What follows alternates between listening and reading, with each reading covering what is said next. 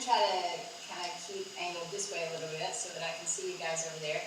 And so yes, basically I am head of programming at AWE, and that means that I'm in charge of all the agenda, the speakers, and the special sorts of things we do, like I help with the startup pitch competition. And this year, applicable to this discussion tonight, I also am organizing the new initiative, the Gaming Hub. I'm very excited about that. So I want to jump back a little bit though first and give you guys my history. So some of you have heard this, and I see some people in the audience that are new, so I wanted to share the history of how I got here because it's applicable to a lot of the decisions that people make, developers make, and people in the industry make in terms of how they market their games or who they think is going to play their games.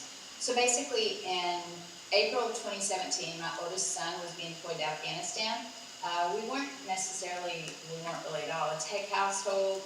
I had a computer that I used sometimes for writing because I'm a journalist by trade.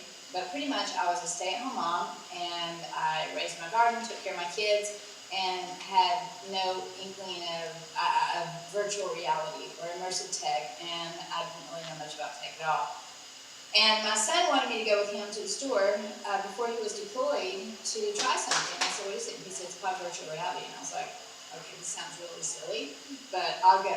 So I put the headset on, and honestly, it was just the moment. It still gives me chills when I think about it because it changed my life. I literally felt like I was in a different place, and that it was just so amazing.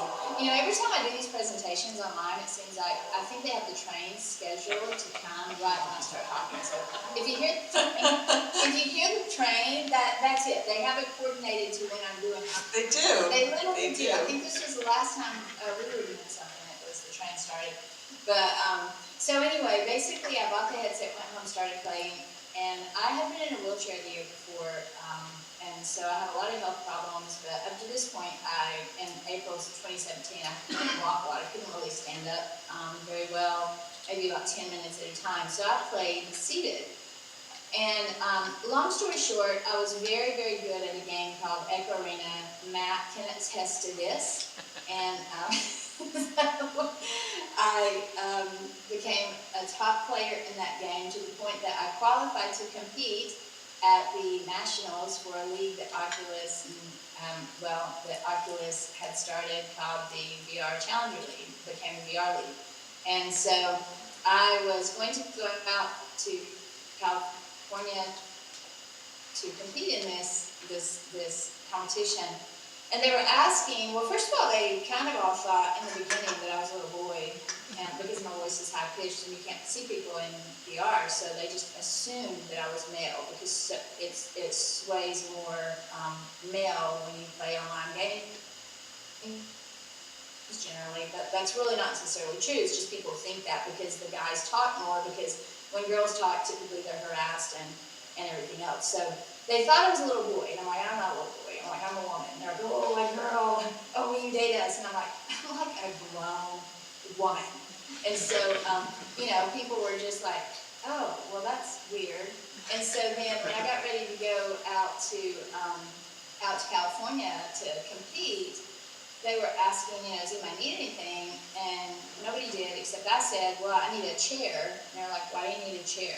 And I said, because I play in a chair. And they really didn't believe it. Matt may remember this, but they honest to goodness could not believe that I could play better than them in a chair.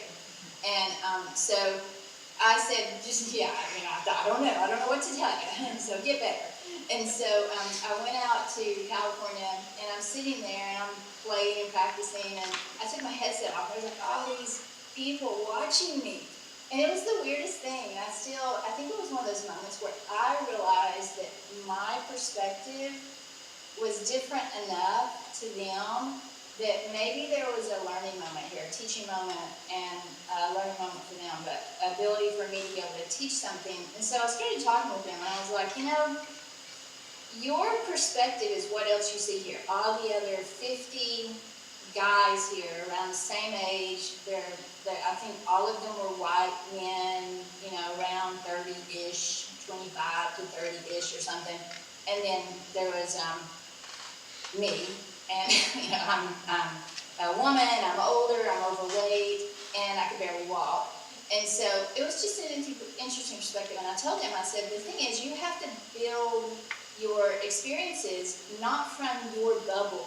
Like, step outside of your bubble. Stop thinking only from your perspective. And, you know, so many people would love to play VR. Like, here I am, just some person, minding my own business, never heard of this, put it on, and I love it. Other people will use this if you give them the opportunity, but they can't do it if you make it so they literally can't play. Like, some things at that time in 2017, I couldn't even play because I couldn't stand up. I couldn't pull levers or walk across the room. And so, you know, I encourage them to really be thinking of, are the avatars, if I wanted to play a shooter game, half the time I couldn't play the shooter game because the gun would be in my breast and I couldn't grab it. So somebody's killing me before I can pull my gun out. And I'm like, look, people, can you not please have like a barrier here? You know, everybody's not a skinny white guy. You've got breasts and stomachs and fat hips and everything else. And so, you know, it's just one of those things where they needed a little bit, to think of a little bit different perspective. So that was cool, and did that, and so I started really getting involved with a lot of the VR games, as Carolyn had mentioned, and so, you know, Population 1, Larcenauts, Echo VR, just a lot of the different games that have been in the industry that have done very well. I tested, consulted on, usually 100% almost volunteer basis, because I just believe in what we were doing. Helped with the communities, built the Discord groups, things like that, and then eventually I realized I won't go into this because we don't have a lot of time, but basically it changed my life in more ways than one, and one of those was in these games, because you have social settings, I started talking to people about just life, and I realized, like, you know, I like this stuff, but in my world, in my life, very conservative, rural, religious area of the country, I maybe didn't have awareness of certain things, or my lifestyle choices were made based on the only things I knew. And as I met these people in VR, and I started traveling and going to events, I started realizing, wow, I'd like to travel more, and I like meeting these people, and maybe I'd like to try different things or talk about things. And so eventually I started doing that, and it created kind of a separation with my lifestyle then and my lifestyle now. And so I just realized, like, it's okay for me to be happy and to do things and to work, for example, outside the home. And so I separated from my husband in 2020, basically was homeless for a little while, built, I don't know how much you can see, but yes, I have plants and I have chickens in the next room, but I built this myself. I put in the kitchen, put in the bathrooms. I had no bathrooms for about 6 months, went outside in the woods to do my thing. And so, you know, I worked really hard and I didn't have a job. Well, then one day I was pretty much out of money. I did little side writing jobs, but I was pretty much out of money. And Rory Inbar, who's the founder of AWU, called and he said, can I chat with you? And I was like, sure. And I went to meet him in my standard attire, because I'm very much a believer in comfortability. And then I realized it was actually a job interview. And he said he wanted me to maybe think about being head of programming for AWE. And I was like, that sounds cool. So I really was interested. I needed money. I wanted to eat, which is good. But the main thing for me was, will I still be able to work with the community?